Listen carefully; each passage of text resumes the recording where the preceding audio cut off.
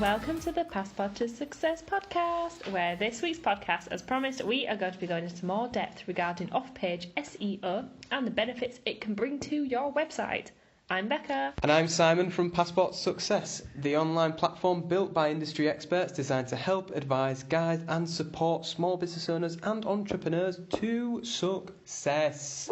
Woo! So, how are you this week? I'm right. You all right? Yeah, I'm pretty good. Yeah, I'm pretty good. So, we are going to talk about our tool, first of all, that we've got. Free tool. We are going to be talking about Asana.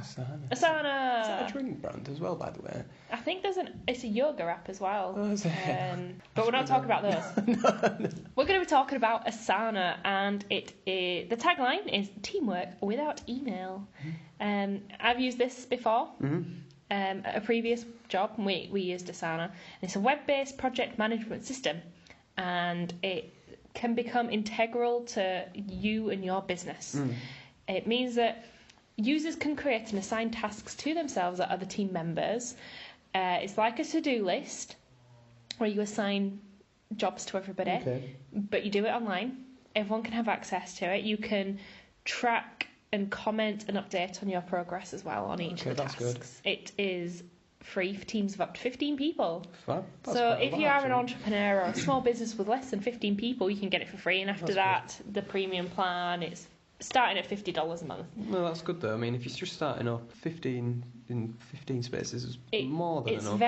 Especially if you have a lot of remote workers or anyone who works from home, it means that they can still keep on top of the tasks and who's working on them, what stage they're at. You can comment on it. It's easy to delegate as well. We know that a lot of small business owners sometimes have issues with delegating because it can be tough to let go of your business and let other people do stuff. Gotta do it though. But you got to do it in order for you to succeed. Yeah. So start off with your few employees. If you end up growing to more than 15, well done you, then you're going to have to start paying. But give it a go. Yeah. Asana, A-S-A-N-A. Fab. Give that a go, yeah, definitely. Cool. Right, so we'll just move on to what we're going to be covering, which is, we mentioned it in our last podcast, off-page SEO, link building, on-page SEO. We'll probably cover link building in a bit more in-depth in either a separate podcast or video. I think that's a good idea. There's a lot to take in. We do mention it. We'll mention it in this in regards to off-page SEO.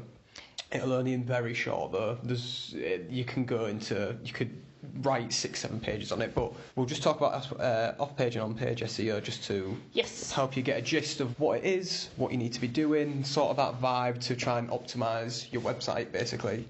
For those who don't know, just in case, SEO is search engine optimisation. Yeah, you know when you're just in your business frame. Everyone assumes that everybody knows what all the titles are, and that's fine. But in case you didn't hear me, search engine optimization, it means that you are making your website the best it can be for search engines. Yes. So you want your website to be as high as you possibly can in that ranking. But not necessarily number one on Google, as we discussed last week. So, I'm going to go into short quickly. Yes. So, off-page SEO is any actions that you take that are off-site from your website, so that'll affect your website's trustworthiness, its domain rating, its URL rating, and it's usually done by creating inbound links from other websites.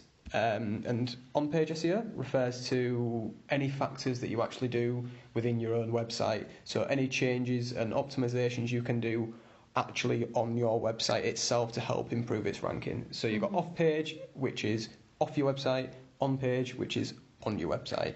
Okay, cool. Looking at off-page SEO first. Unlike the page optimization of your own website, which we'll go to in a second, off-page SEO depends entirely on other websites helping to improve your website rankings.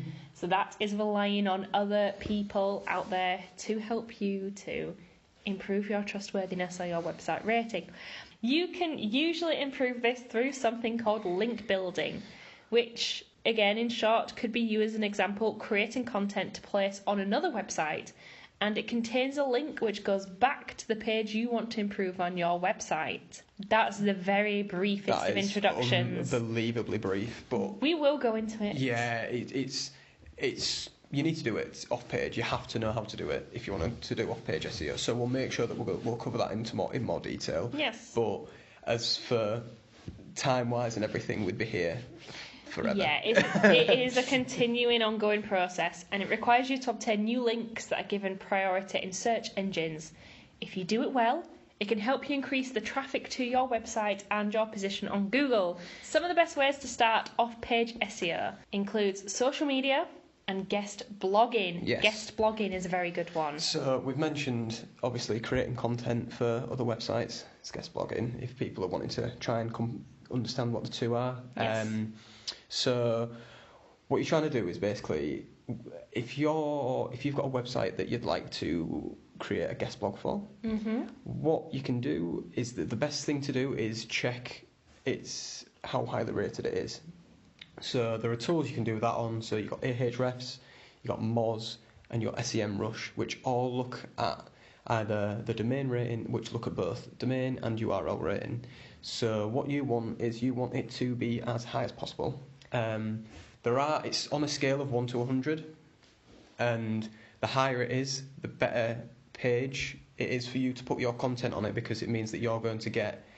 It's going to be, when Google scan through it and everything, it's going to be better for your website to rank. So you want the ones that are in the 90s? 80s? Even, it depends where you're starting with your business. If the ones in 90s and 80s are unbelievable. They're the ones that are like first page on Google. That'll be like, so say for example, that'll be like a Neil Patel site. It'd be like Moz, it'd be like Ahrefs. But they're harder to get onto, aren't they? And sometimes they charge this as well. Yeah, so it depends entirely on who you like, or how high you're wanting to go, if that makes sense. So the higher you go, the more expensive it's more likely going to become. Okay. There are free tools to check what people's domain ratings and URL ratings are out there. They won't be as accurate as the Moz, the Ahrefs, the SEMrush ones, but they sort of give a general gist of where it is. So if you're just starting off, it's probably easy to look at the lower ranked ones because they're going to be easier to get on. Yes. They could be free as well. Yep. Start building up slow before you start going for the 80s and 90s. So if you're just starting up, it'd be nice just to sort of get a base understanding of what people are wanting. You can always, the best way is just either to outreach to them, just being like, hey, listen, this is very like brief. Very cash. I'd love to produce a guest blog for you. If they're saying, yeah, brilliant, perfect, you've got it. Obviously, you're wanting to go to websites that are relevant for your business. So there's no point. Say if I've got a drink that I'm trying to sell, what's the point of me going on like a tech company website? There's no comparison. I'll be going to, if it's a fitness drink, I'll be wanting to go to fitness websites, etc. Gym websites, something. Yep. That's sort of the vibe that you're wanting to go for. Yes, and the better the link, the better place your website can be, and it is quality, not quantity. And social media marketing is a great way to make your business more attractive and increase the number of people visiting your profile. Social media optimization is a great way to improve your recognition online. We have spoken before about social media content calendars, and we recommend as well doing 80-20, 20% sales, 80% fun. Yeah. And that can be hard to get your head around. You don't want the majority of your posts to be buy from me, because people will turn off. So you can experiment with it, try different postings, try different content, but remember, don't be all sales. Yes. And just quickly going back to the quantity, not quality. Yes. You'd rather have one good link going to a great website than 10 bad links going to a bad website, because the one that's on the good website is going to rank better, because it's a highly ranked website. Google like it, they've gone through it, they've scanned it, they've seen it's a good website, so that's going to be ranked highly. Your content's on there, so you're going to improve your ranking better. So it can be long trying to do it. It's not going to happen overnight. It's some people's full-time jobs. Yeah, it's not going to happen overnight, but it's good putting content out there to on different websites to help bolster where you are actually positioned. Yeah. You need to figure out what your strategy is. If you want to rank higher, then try for the higher ranked links. If you are just starting out and you want to understand better about SEO, then it's fine to go for the 10 lower ranked ones. You just need to figure out what your strategy is and how you're going to approach this and how you're going to spend time on it. Yeah. So and obviously when you're creating content, you know how it is. You got to do your keywords. You got to make sure that you're actually creating content that's using the keywords that goes back to your website, so you're actually going to rank for things. So you need to obviously make sure that you're not just writing, just write a quick 300-400 word blog that doesn't really make a lot. Well, it makes sense, but it's not very interesting. Yeah. Again, you want it still to be interesting. It's still going to appeal to everyone. It's sort of the same format to creating your own content, but it's not on your page. It's many skills involved in SEO. It's not just doing SEO. You know, you need to write your content. You need to have good copywriting. You need to have good communication skills. It's not as easy as it sounds, but it's doable yourself. And then we are going to then talk about on-page SEO. And you want your website to be the best it can be itself, rather than just relying on other people. Yes. And the best way to do it is on-page SEO. So on-page SEO is a great way to improve your website ranking. Again, they both work hand in hand, off-page and on-page. You need to be doing both. Yes. If you're not doing both, it's going to suffer. You need it. They both work. It's like yin and yang, sort of everything. It just all works together. So there are a few things that you can actually do to improve your on-page SEO. So the first one is the title tag. So this should be short yet descriptive and help the visitors learn more about your business. You want your title to be good enough to attract users looking for specific information. Second one should be your meta tag. So the meta tag is not, so when you go onto Google and you search something and you've got your title, the meta tag's the little brief description underneath. Yes. You want your meta tag to be reasonably short. This is the short description on your webpage. Within meta tags, you want to make the description to be different from your other pages. So you don't want any of your meta tags to be the same. You want them all to be different. So each page is its own unique meta tag and different, so it can help it rank. Excellent. Yes. So there's H1, H2, H3 tags. You have to optimise your content with H1 through to H6 tabs. Realistically, you want one H1 tag containing keywords or key phrases you want the page to be optimised for. Then the subheadings should be anything between H2 to H6 in size.